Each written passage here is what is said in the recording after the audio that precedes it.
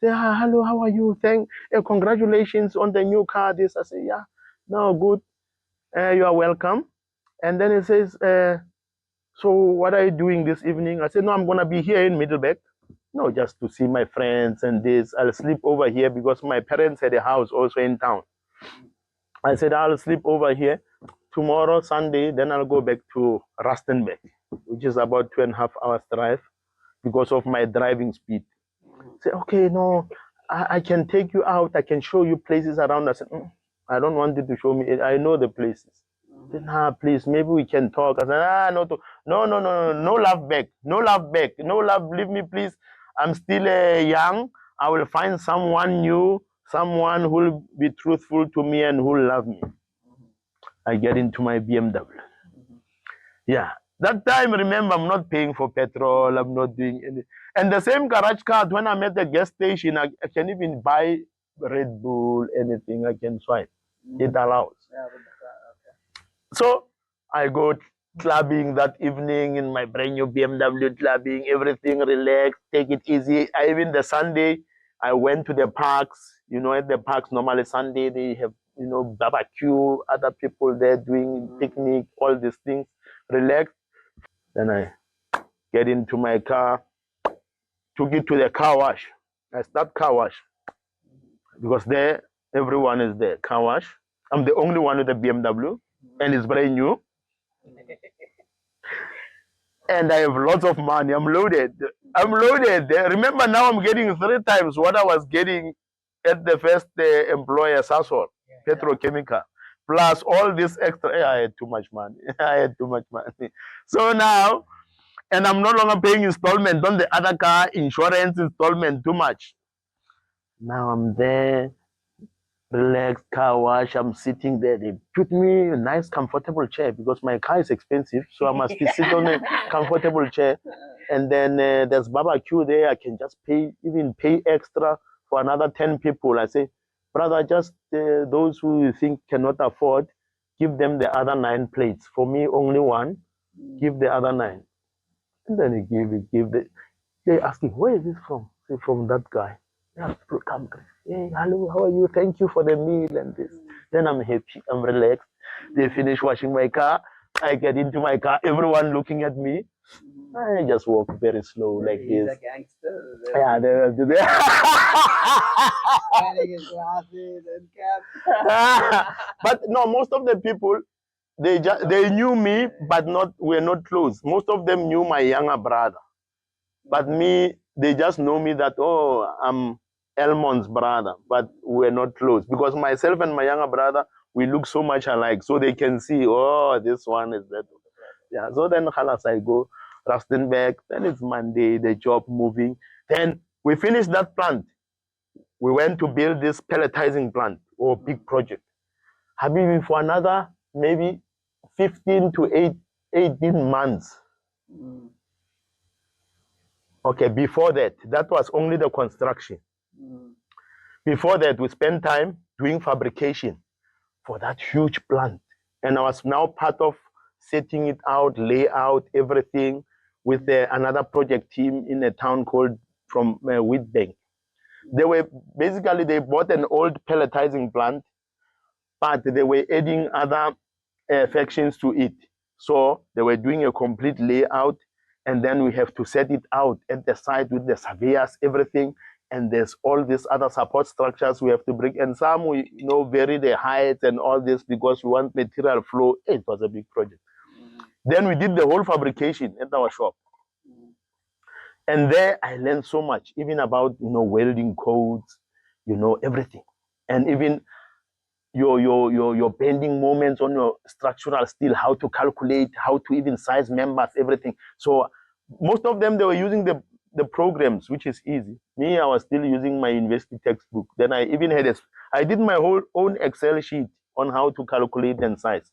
Even, looking at your wind speed, everything. I did everything on my own.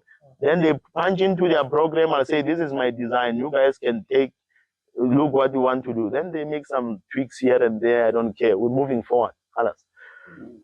Habibi, to build that plant, I think it was maybe, let me just say 18 months. In that 18 months, we were working 15 hours, Monday to Saturday, 15 hours. So 6 days a week, we're working 15 hours, at least, every day. But we made so much money there. And all in terms the mining management, those who were married when we started the project. By the time we finished the project, everyone was divorced. Black, white, everyone, Indian, everyone is divorced. Why is that? Yeah? Because we are always at work. I'm telling you. That's like a Really? job, huh? Even me, at that time, I had a girlfriend. Everyone divorced. White men, divorced.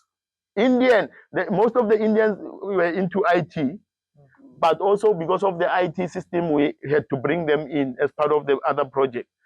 But they were not with the mine itself. It was like, you know, your vendor. But they were full-time physically with us. Habibi, we divorced. Because you are always at work. Imagine 15 hours a day, Monday to Sunday, to Saturday, I mean. You only rest on Sunday. And other Sundays, we had to come from 7 in the morning until 12. So everyone divorced. I remember even the one guy, he found out that his newborn baby was not his. The neighbor made him a newborn baby. How can you not divorce? I told him I divorced. Say, but you know, I love this woman. I said, don't be a sissy. Divorce. So that's So- where you got your motto from. I love my work. Yeah, I love my job. I love my job because your job pays you a salary. It will not let you down. So I love my job. So now this, because you see what happened also. Every, I'll say Saturday for lunch, because now we worked the whole week, 15 hours a day. Saturday, just for lunch, we went to, for about 2 hours. There was a shop nearby. They already knew at the shop, the mine paid them. So they arranged barbecue for us, everything. Just like we're having this meal, everything, barbecue, what nice. Then we eat, we go back. Then later in the evening, maybe around 10 o'clock at night, now we finished. Go back there again, more barbecue, and open bar. Drink as much as you like. Okay. Because we're working long hours. This is part of the budget. We're working long hours. Now, you are not at home the whole week. You get in the evening, you arrive at home 11 p.m. You must shower. And you are drunk Five- already. No, I mean midweek, no drinking. Only drinking Saturday because Sunday we're not working. Then you are there late at night, you must shower, sleep, wake up, go back to work. That's it. So imagine 18 months is going like this. Even December, no holiday, one way working. You cannot stay married. That time we were all still young. Even the wife says, I'm still young, I cannot stay with this one, always full of coal and chrome, dirty. So me, I was looking at the money. But during that time, you know, they gave me even the responsibility to hire additional project, you know, labor, welders. Well, I hired more than 150 people for the project. Some I brought in people from my family. But people sometimes they will let you down. You know, they say they want a job, you give them the job, then they say, this is too much, then they give up. But others that I brought, even later they were even hired as permanent employees. People even, I was happy because I see some of the guys, you know, from the guy, nothing, like doing nothing, only had matric certificate. I brought them in. They were working there as laborer. Then he started studying part-time, and then he's working, get a job, permanent job. The guy can even buy a house, get married, buy a car. Later they come and thank me. They say, Kariba, it's because of you this happened. You know, that made me very happy. You know, even today, some of them still working, permanent jobs, you know. But obviously I lost touch with them. It's life. So the most important thing for me was we had the project and we did the construction up until completion. We commissioned it. We handed it over. When we handed over the plant now to, remember now, this is the proper name, this is our client. Because we are from project department, just like PMT. Yeah.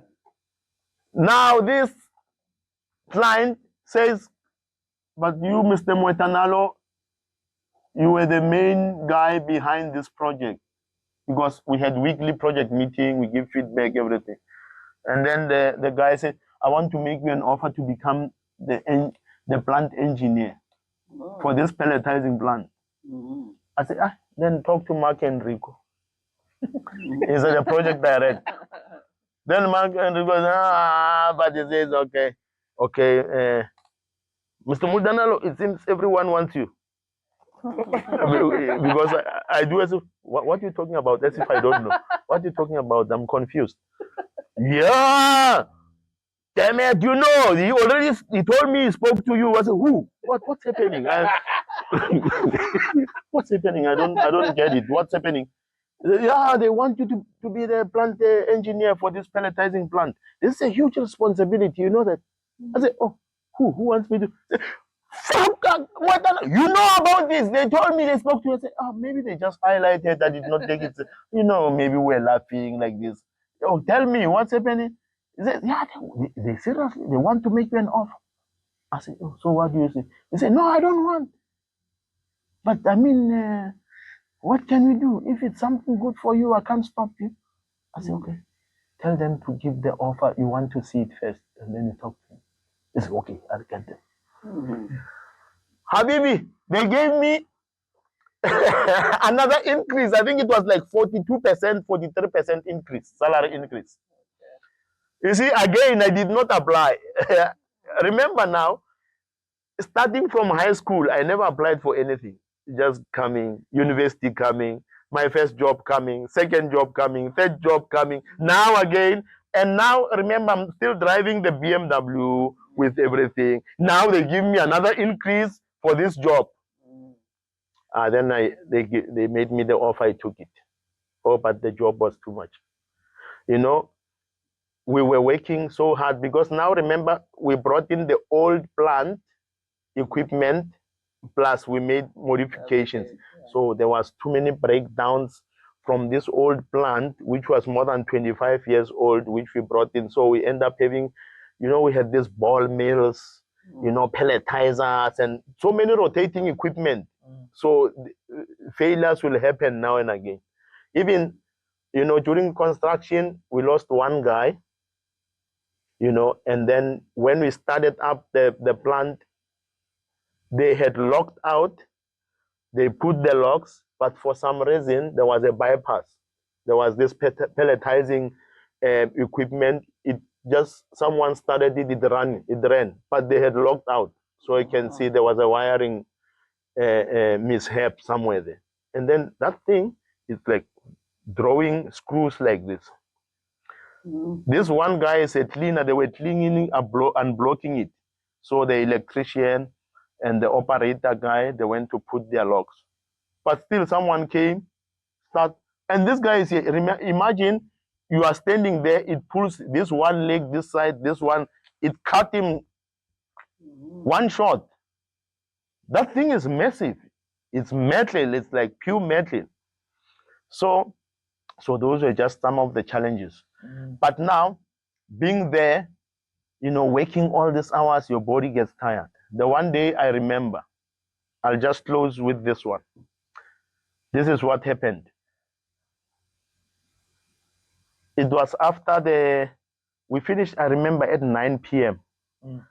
Now, I had a girlfriend at the time. She was studying in Pretoria. It was like 1 hour drive.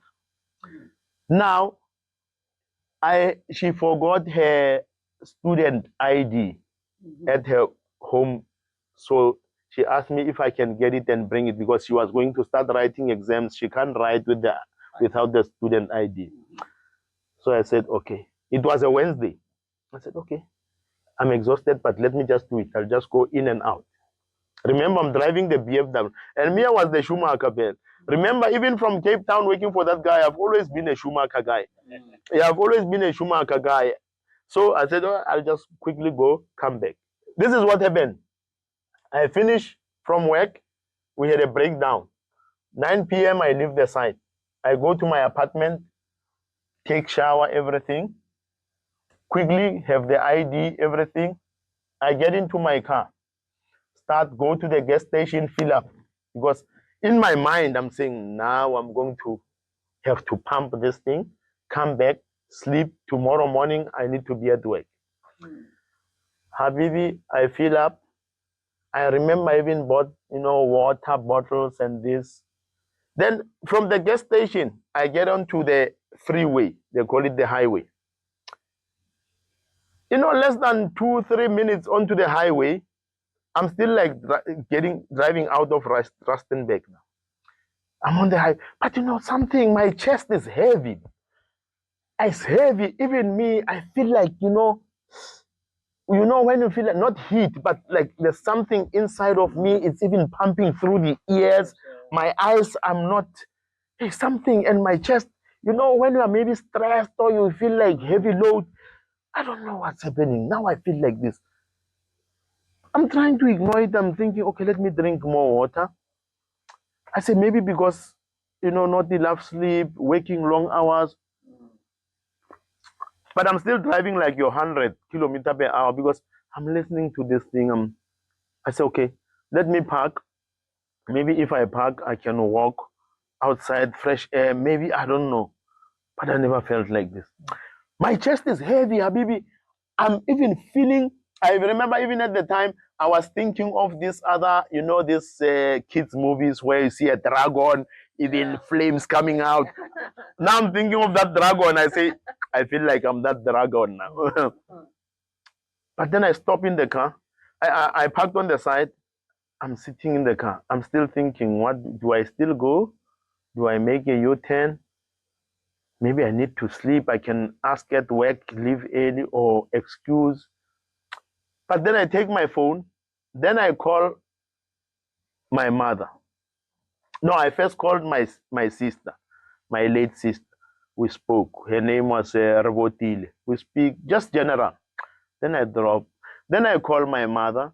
We talk. How are you? How is this? Okay. Okay, fine. Then we just general. Then I drop the phone. After I drop the phone, I say, I know, let me go do this thing. I can't postpone. I don't like postponing. But I feel bad now that I made the phone call. Yeah. Now I pull that car onto the freeway. Habibi, I'm doing 220, 240, 220, 240, 220, 240. That thing, BMW moves, papi. Yeah, and now I'm like this. I'm wearing my glasses. Yeah, 220 kilometers per hour, 240 kilometers per hour. I'm just overtaking. Then I get to a place almost, they call it Breds. It's like halfway to Pretoria. I say, okay, let me take the go off ramp. There's a shortcut. Then I'm gonna come from Breds side towards your Atteridgeville and this. Then I'll be much quicker. So I off ramp, but there is a narrow road, but it's not a long stretch. It's going to be maybe like 10 kilometers or so. Then I'm back into another freeway and then into the township. Then I'm at the Pretoria at the university. I can hand over the ID card. Habibi, on that narrow road, I'm overtaking some trucks. They have these chrome trucks, long haulers. I'm still on 220, 230, 240. And because now I'm going like this, it's even going 242, 243. I'm flying. Michael Schumacher from South Africa is flying. Habibi, let me tell you what happened. I'm now driving, going downhill, but it's a long stretch. I can see it down there. I know this road in and out. I know it like the back of my hand because I drive here many times. There's like a bridge there, further down. But I'm overtaking these trucks. The last truck I'm overtaking, I can see from the other side of the bridge, there's a truck coming. But these things, when they happen, you don't really... But I can see clearly this truck, I see it. And behind the truck, there's a small car. Behind the truck. And I can see even the people inside that small car. But remember, now it's late. It's like 10 p.m., 11 p.m. at night. But I see everything. And at the time, I don't ask myself what. I'm still on my 240, 243. I'm approaching the bridge. Habibi, it's like I can see now I'm getting closer to the bridge. The truck there is coming. The car behind the truck overtakes the truck. Then I see that this car, I'm going to hit it. And this one, I can see it's a small car, old car, this Corona or something. I say, this car is going to be a head-on collision. This is going to be a head-on collision. And these people, I can see it's two white guys. And I can see everything. They have this bottle of what they call Smirnoff. Smirnoff inside is like water, but it's what brandy or not vodka. They are playing music, and this one guy on the passenger seat, he's dancing and pouring for the driver. And I can even see here vodkas, Coca-Cola, they are mixing. But in my mind, remember, I'm driving, I'm this side, the car is there, but I can see even on their feet, I see everything. And these things, I asked myself way later, I said, I could see everything. This is impossible. I see everything. This car is coming, and I say, this one, this is going to be a head-on, and me, I will be safe. Because this BMW, the engine is way big. It's like the bonnet, the wood is there. I'm sitting here, I have my seat belt. That one is like paper. I'm going to hit it, it's going to be flying like a bird. So I said, because everything happens so quick, flick lights, but I don't step on the brakes or anything. Just flick lights. I said, okay, because these ones, they are not doing anything. Let me slightly swerve to the left, slide, so they can just, and then I back again. But I didn't notice. Just slightly to the left, just before the bridge, there's like, a pavement, almost this height, 20 centi or so. So my left front wheel caught on that paving. Because there was a road going, from the main road. So there's this pavement. I hit that pavement and my car went flying. When I hit that paving, it was like I had, glass splatter. That was the only sound, like glass breaking. I cut off. Now I can't see it. And the one thing also I felt was as if the car from the back is lifting, the boot is like I'm capsizing, rolling like this, because I felt like I was doing this. I don't know if it was really happening, but this is what I felt, and glass shattering. And there was obviously hitting other things. I don't know. The bridge had like a 30 centi thick wall, concrete wall. Went into that wall, flipped into underneath the bridge. It's a water, a river, they call it, from the Loskop Dam. Crossing there. Huh? Now I'm upside down in there. For some reason, when all these glasses, everything breaking, my glass is still intact. The windscreen intact, but obviously cracked all over. So now my head, I'm almost touching the roof. I'm like upside down. Oh, now I had to be quite technical because I know, okay, now I'm upside down. How do I get this seat belt off? Because it's very tight. So I like hooked my feet underneath the seat. Somehow I managed to lift myself up, release the belt. You were in water? Yeah, inside now, in the river canal. You still, the water came inside? Not yet. Not yet. Because my window on this side, the water is coming here and it's closed. That's why I say it was just a blessing, this window not cracked, because immediately the water will come onto me. So now, this is what's happening. Come, release the seat belt out. Then I'm saying, but now it's dark. But I know this, I think I'm inside the water somewhere. But for some reason, your mind starts working fast. Things start happening. I say, okay, I need to open the door, get out. Because I'm not sure. I'm saying it's water, or maybe it's the petrol tank petrol splashing is going to start burning or what, because I'm a bit confused. But I want to open the window, I can't. When I do this, oh, the water current is too much. Because little bit water comes in, oh, I get wet and it's cold. I say, oh yeah, so I'm correct. This is the water. Then what do? The front windscreen with all the cracks, I can feel it. I just kick it with my feet, water gush in. But I go out, then I get at least I was fit, because then I can get out through the windscreen, swing myself, hold on to the front wheel, jump on top of the car because it's still floating a little bit. When I'm on top of the car, now I can feel this car is not still. It's doing this. Like it's flowing with the river current. Then when I look up, I see there's a pipeline crossing. I see this pipeline crossing, but now remember, now the car is upside down. I'm now standing. This pipeline crossing, I can see the car. I'm getting closer to the pipeline. Now so I can jump onto this because I can't swim now. I can't swim. Swimming already, halas, I failed 100 years ago. So I'm aiming for this pipe. And this is late at night, but for some reason I can see this pipeline. And I see a lot of cars now stopping, people coming. So I'm getting closer to the pipe. I say, I want to jump on it before this car even gets to it, just slightly, because I can feel like maybe it's moving fast. I don't want to miss it. So I jump, I hold on to the pipe, but I don't have strength. Then I release back onto the car. Then I say, I only have one shot. If I miss this one, I can't swim. And now I'm thinking, my mind is saying, there's crocodiles in here.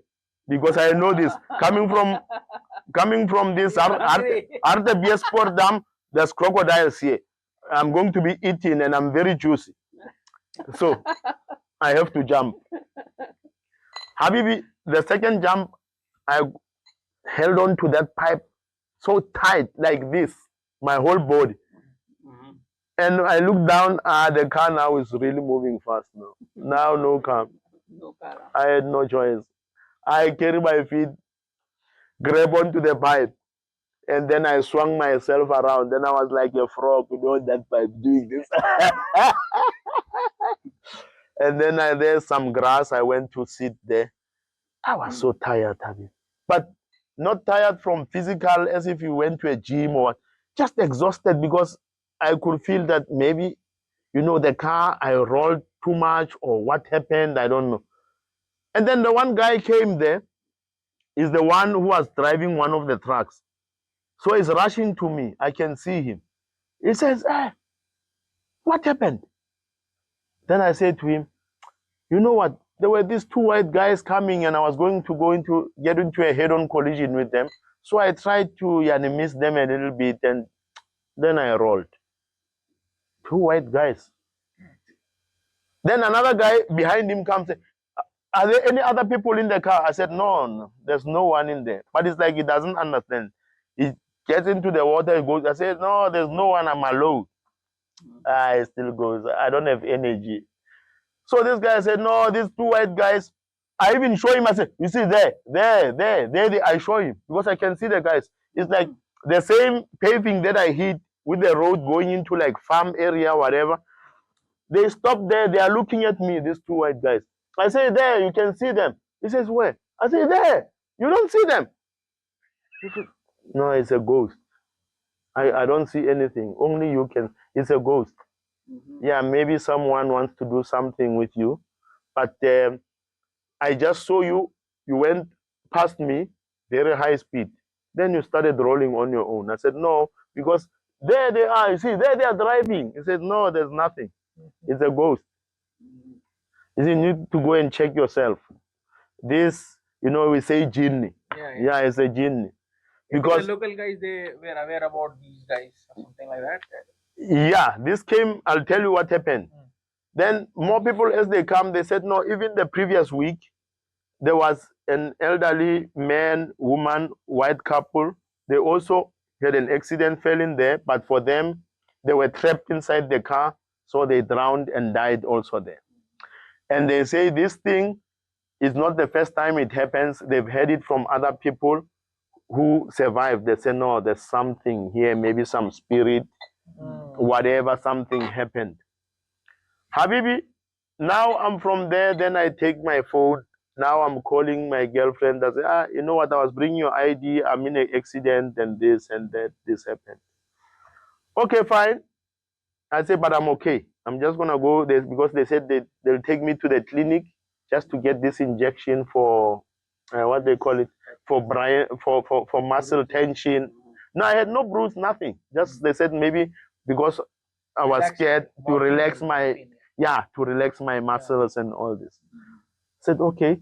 She called her parents. They also came to the scene. At the time I was at the clinic, the ambulance took me there.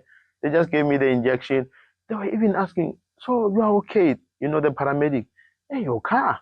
Because even that whole engine in my car, it was like twisted 90 degree. The whole car, the boot finished, everything squashed. I said, no cut, no nothing. I said, hey, you are very lucky. No, you are very lucky. When I tell them what I saw, they said, no, God loves you. No, you need to pray more. I was there. Then later, just about to leave, because I had to go back to the scene, because now they brought in, the tow trucks to tow my car out, everything. So then my girlfriend and her parents, they were there. When they saw me, they could not believe. They said, for us, we are thinking maybe you have drips, you are in bed, you are unconscious. They say we saw the car. That guy's total, finished. You had no chance there. How did you? Even her father was looking at me because I'm just, when I came out, my socks were out, shoes out, cap out. I was just wearing a t-shirt and my tracksuit pants. My shoes even out. Because normally in our culture, they'll be saying, if you're in a car accident, you lose your shoes, definitely will die. That's sort of what they believe.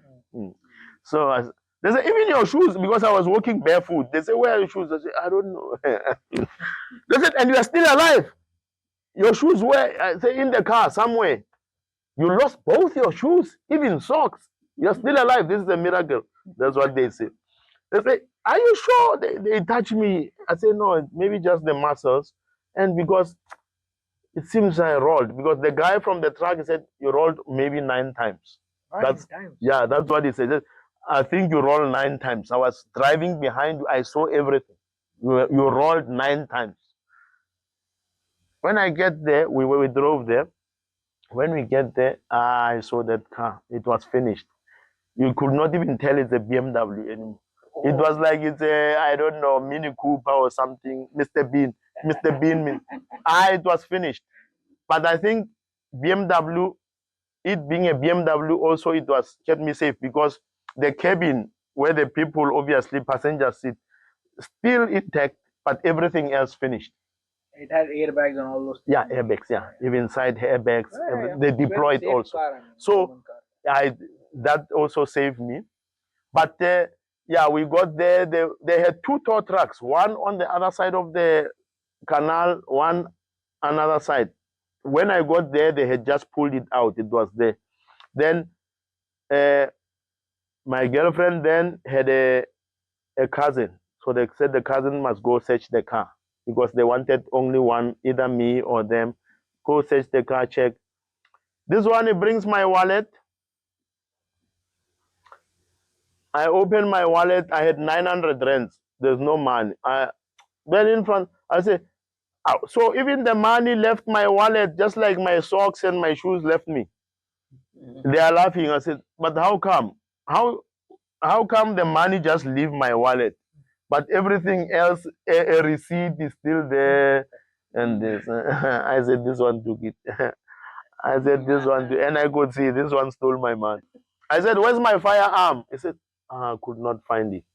He stole my firearm also.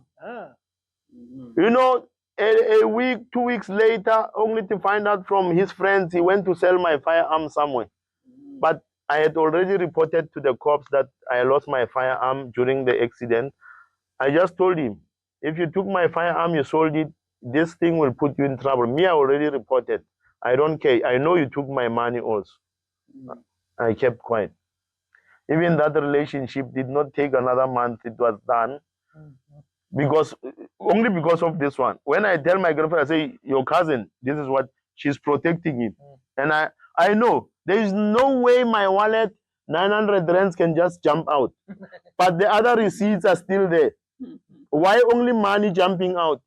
And then my firearm, here is proof. People say this one was selling a firearm. Bring us the firearm you sold. I said, okay, even you, I don't want to. I don't want to. I want to start afresh. Leave me alone, people. Then the mine. What happened with your car then? Did you get the full insurance? Remember, this is from the mine. It's insured. Yeah, in the mine, they said, no, don't worry, Kariba, recover. Take 1 week off. 1 week off, relax, taking walks. But I had no problem. I just enjoyed it. I said, actually, anyway, I need a holiday. During that 1 week, I'm going to garages looking for another car. I bought another BMW. I bought another BMW. This time it was 320D or what? A 320D. I took a 320D. I said, more power. Now I must take it easy, no more driving fast. Yeah, and then later again, I bought a S3 Quattro, black one. It was all $1 Habibi, from the mine. I bought an S3. You know this hatchback S3? X3, Oh, S3, S3. No, not X3, S3 Audi. okay. Yeah, that one, Audi. Okay. S3, the small one, hatchback. Oh, no, not the X3. No, that time we did not even have the X3 BMW. Now Audi, I went to Audi S3. I was the only person driving an Audi S3 in the whole of Rustenburg, Middelburg. Very scarce, and it was the most expensive, more expensive than a BMW. So I was driving an S3. I even I went to install this large sound system on it. Good quality sound system. I used to love music because when I played, it's just going, sunroof opened. S3 Audi. Yeah, because I rolled the BMW, I got a BMW, I got an S3. Then later I left the mine. I went to another, I bought an A3. Oh, there's more stories, guys. But yeah, at the mine, they really took care of me. And the only thing at the mine is you will work long hours, but they will pay you. They will pay you very well. They will take care of you. And as I say, all these jobs for me, it was only later then I started applying for a job. They invite me for interview. Then I apply for a job because I said, let me just apply. And if I don't agree on the offer, I don't take it. If we agree, I take it. But there's still so much. I think we can end it here. I must go and do the Cape Town one. Very good story. And take a walk. Yeah, there's still so much. Because some I remember as I'm talking, then I remember something. Bro. Cameraman. Cameraman was sleeping too.